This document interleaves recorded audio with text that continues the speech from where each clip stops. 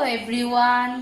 তো আমি এখানে আজকে চিজ দিয়ে চিজ পিৎজা বানাবো, মানে একদম ভরপুর চিজ দিয়েছি বেশি বেশি করে। আর আমি এখানে আটা দিয়ে ডোটা বানিয়েছি আর পেঁয়াজ দিয়েছি, আমার কাছে ক্যাপসিকাম ছিল না, আর মিক্স হাব দিয়েছি আর একদম ভরে ভরে চিজ দিয়েছি। সরো বাবা। এখন আমি এই কড়াইটা গরম করছি, কড়াইটা মোটামুটি গরম হয়ে গেছে। এখন আমি এই ডোটা দিয়ে দেব, তারপরে এই ঢাকনাটা দিয়ে ঢেকে দেব। তো চলো আমি পিৎজা বানাই, পরে হয়ে গেলে তোমাদের দেখাচ্ছি কেমন হবে। আর আমি আমুলের এই চিজটা ইউজ করেছি। সরো বাবা। তো আমি এটা বসিয়ে দিয়েছি, এখন আমি এটা বসিয়ে দিয়েছি। তো এটা আস্তে আস্তে হতে থাকুক, আমি ঢেকে রেখে দেই। স্টিমটা একদম কমানো আছে। আর আমি ডোটাকে কাঁটা চামচ দিয়ে ফুটো ফুটো ফুটো ফুটো ফুটো ফুটো করে নিয়েছি, তারপর টমেটো কেচাপ দিয়ে মেখে নিয়েছি। তারপর আমি পেঁয়াজ দিয়েছি, আর যদি ক্যাপসিকাম থাকে তোমরা ক্যাপসিকাম দেবে, আমার কাছে ছিল না, আমি শর্টকাট বানিয়েছি।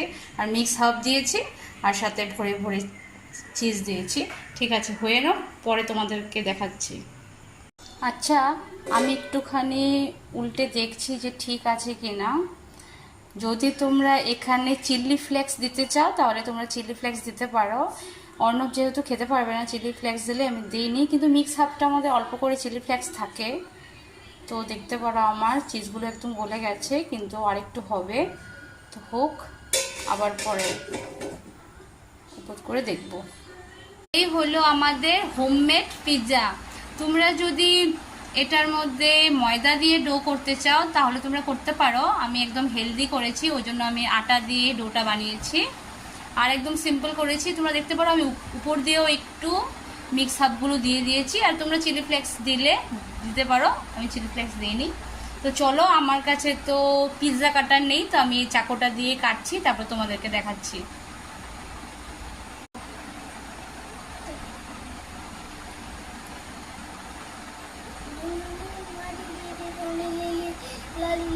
হলো আমাদের হোমমেড পিৎজা, না বাবা?